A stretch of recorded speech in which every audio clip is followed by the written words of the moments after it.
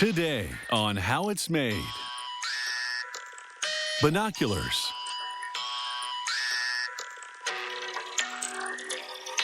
Sparklers.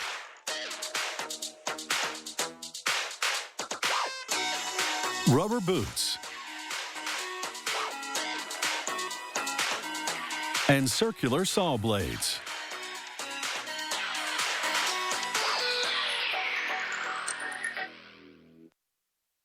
A pair of binoculars is essentially a handheld double telescope. Light rays from the object you're viewing enter the lenses on the far end, the objectives. This projects an image just behind those lenses inside the binocular's housing.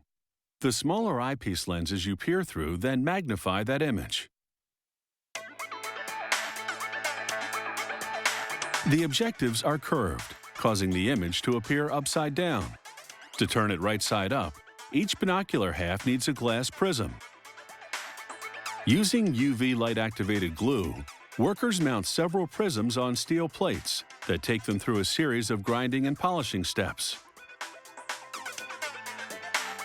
Protective paint prevents any dust from contaminating the pristine surface. Grinding with diamond dust removes mere tenths of a millimeter of glass. Polishing with an even finer abrasive removes another 1/100th of a millimeter. At the end of it all, the three sides are perfectly flat. This minimizes reflection, critical for making the glass see-through. To make each prism, they glue two pieces of glass together at 90 degrees. This special machine ensures the angle is precise.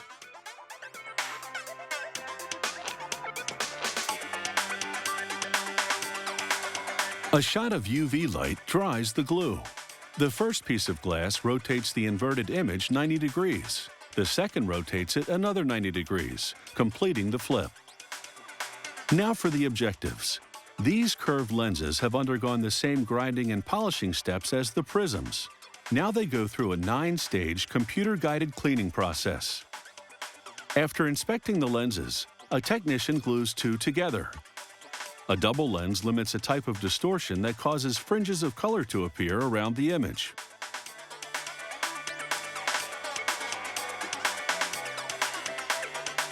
It's critical to match them to each other perfectly. If the alignment's off by more than just 1/100th of a millimeter, the image will be poor. This alignment machine displays a dot representing the center of each lens, so it's just a matter of matching the dots.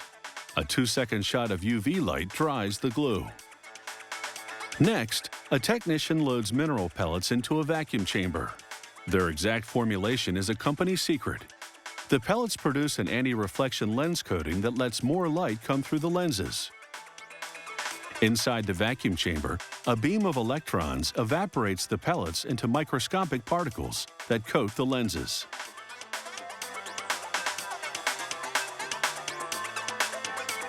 It's time to begin assembling the binoculars. First, the objectives go into the housing, which is usually made of plastic, aluminum, or carbon. Workers clean the lenses with a few blasts of compressed nitrogen. Then secure them in place with threaded holding rings.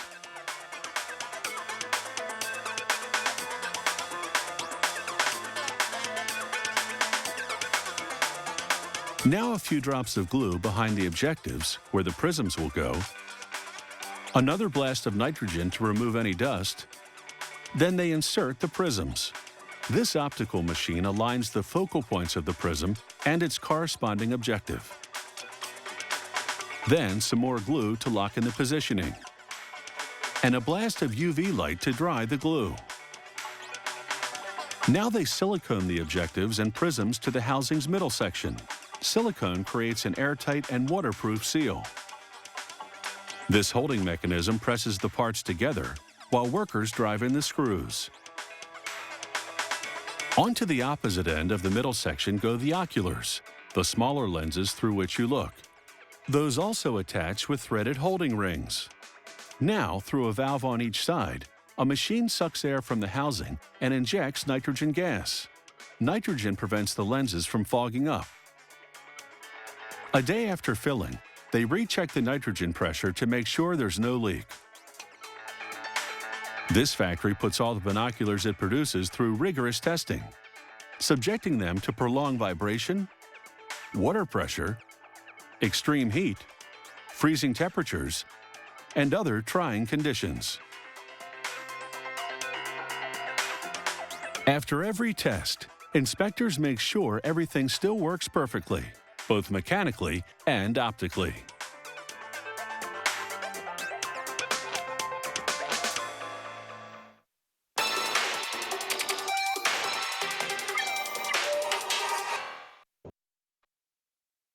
Sparklers have sizzled on the party scene for decades, adding pyrotechnical glitter to weddings and birthday celebrations. They evolved from more traditional fireworks and are the only kind that the consumer can handle when lit. Lighting one definitely means excitement is in the air.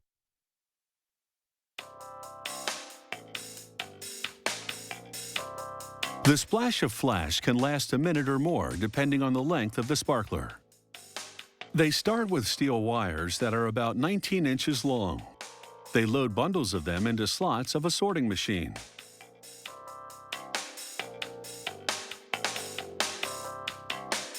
The machine vibrates and the wires fall in single file into smaller openings. The operator then moves a spring-loaded wooden rack into position. It opens like the bellows of an accordion. The operator rocks the sorting machine overhead, and the wires drop into the slits of the rack, perfectly aligned.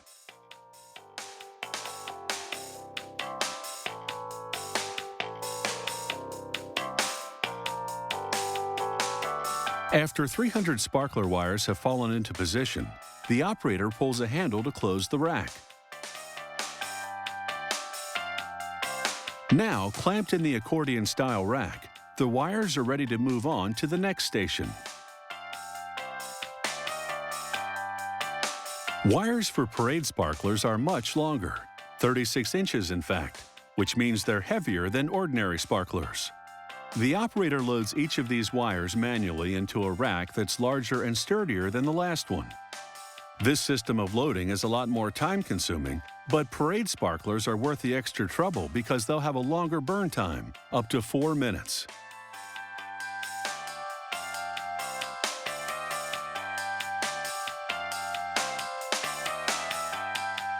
Next, an operator loads boric acid and barium nitrate into a big mixing tank. The barium nitrate is an oxidizer and will help the sparkler burn.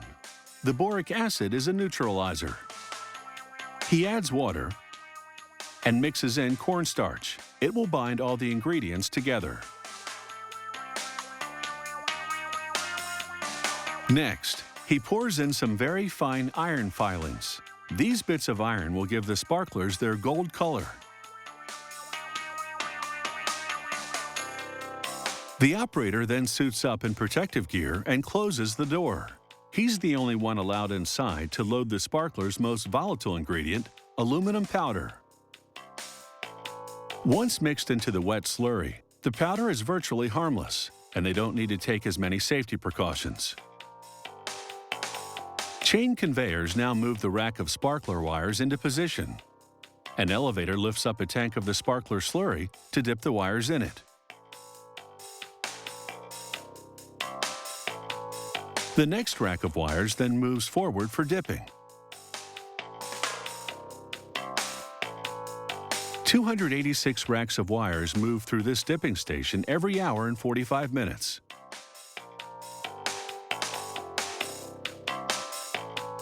They go through a second dipping station for one more coating.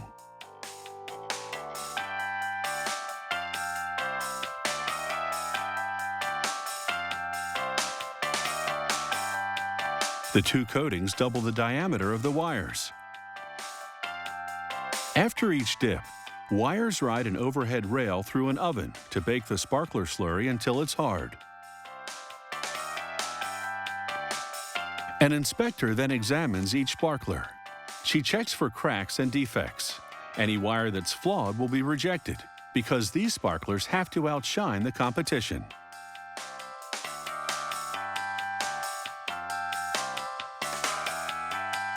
It takes her about 3 minutes to examine the 300 sparklers on a rack.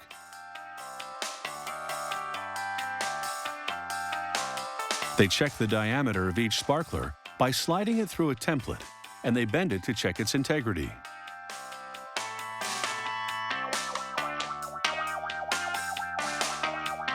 The sparklers have been stored for a week prior to packaging to allow them to cure.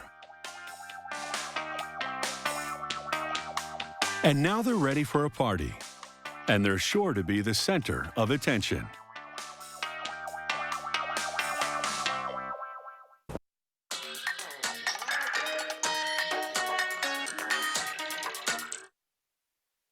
Wellington boots, billy boots, galoshes. By any name, rubber rain boots owe their existence to a 19th century American, Charles Goodyear. He invented the vulcanization process, a way of keeping natural rubber from deteriorating. Nowadays, rain boots are made from a synthetic material called thermoplastic rubber, or TPR. They're functional, even fashionable. Making rubber boots begins with spools of polyester yarn for their lining. A colored spool adds a thin line of color to indicate the foot size of the lining. A computer-programmed machine crochets the yarn with 242 needles. As we can see in slow motion, each gate opens completely, then closes on the yarn. The needles rotate 750 times per second. They can program the machine to make linings for any size of boot.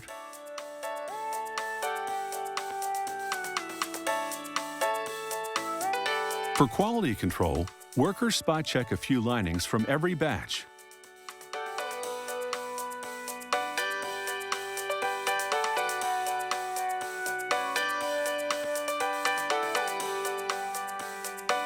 Now the action moves to this automated injection molding machine with 6 stations. Each one produces a pair of boots. Workers carefully roll a pair of linings onto each station's foot form, called the last. These lasts will create the space inside the boot for the lower leg and foot. A 5-part boot mold closes around the foot last. Then a high-pressure injection screw pushes in melted synthetic rubber, first in the soles, then in the upper boot. The company lab regularly tests samples of the synthetic rubber pellets that feed the injection machine to make sure they melt and flow well.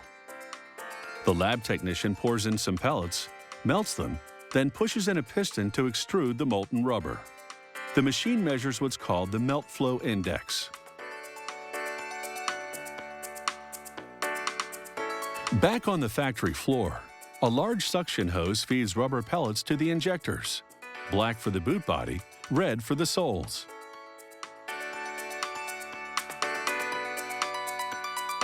And at this factory, nothing goes to waste. It recycles rubber leftovers or rejects of all colors into a batch of black rubber. The suction hose then sends the pellets into a hopper, which feeds the barrel of the injection unit. The heater bands inside the barrels melt the pellets at 200 degrees Celsius. Then at the precise moment the mold arrives, the injector shoots in the molten rubber. Giant clamps apply pressure for about 10 seconds, then release. A hydraulic cylinder pushes up the last, helping to extract the boots. Then it's quickly on with new linings for the next pair. Total molding time, just 30 seconds.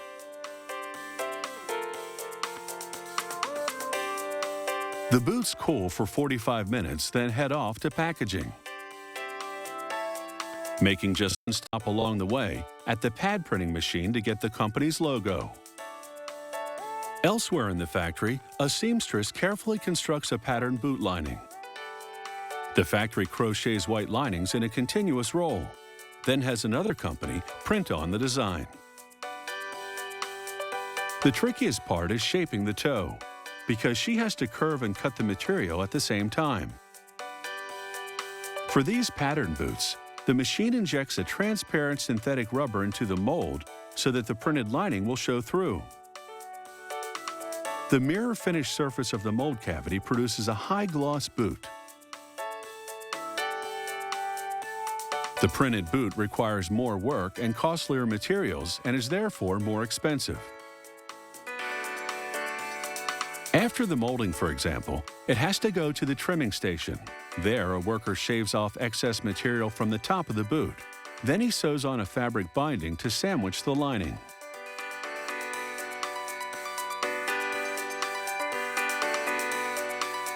The factory randomly selects a boot from each batch and puts it through a battery of tests on this flex machine. It bends the boot in various ways some 300,000 times, ensuring that these rain boots can walk the walk.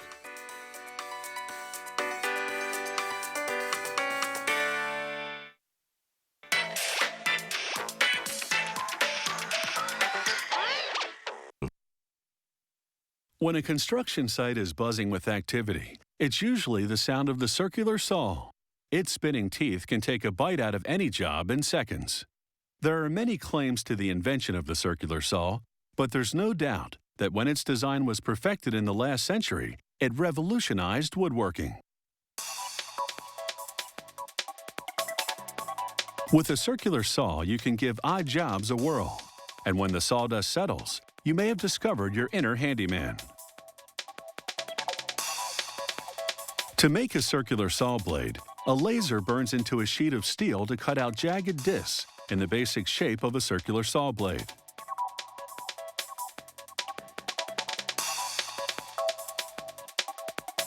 They feed each disc to rollers that press grooves onto both sides. These grooves are tensioning rings that will keep the blade from vibrating while cutting. Without these grooves, the circular blade wouldn't cut straight. At the next station, the assembler measures sags and buckles before feeding the discs to a machine that rolls them flat like a pie crust. A grinding wheel polishes the blade. And then they load barrels of the discs into an oven to bake until they're very hard. This will take about 24 hours. Meanwhile, carbide tips for the blade's teeth funnel past a laser that confirms they're properly positioned for the next step. A robot then picks up one tip at a time and delivers it to nozzles. The nozzles pump a paste called flux onto it. Another robot places a piece of solder metal on the flux. The next robot delivers the tips to the saw blade body. Elements melt the solder metal and flux to fuse the carbide tips to the teeth. It's a technique called brazing.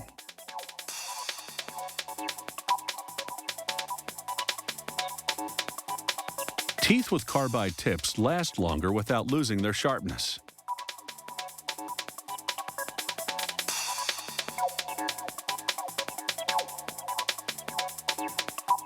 Circular blades for sawmills have a larger and different design.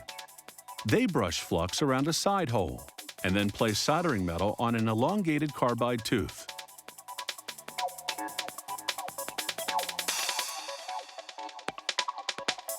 They braze the tooth to the flux-coated hole and install several more of these carbide side teeth.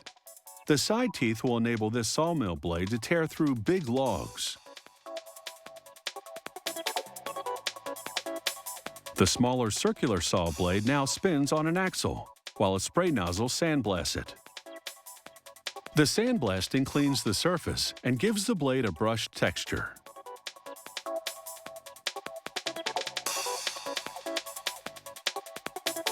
A mechanical finger now moves one of the blade's teeth into position for sharpening. A grinding wheel tapers each tooth. A different wheel moves in and grinds the outside diameter of the blade. The geometric angle of the grinding can vary, depending on the type of blade being made. The grinding wheel then hones the face of each tooth to give it a sharper edge.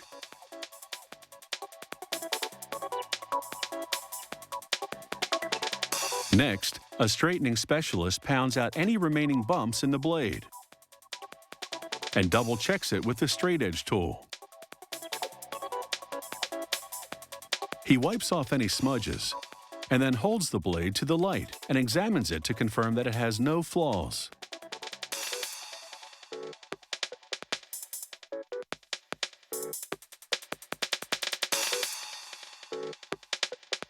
A laser then etches the company insignia onto the blade.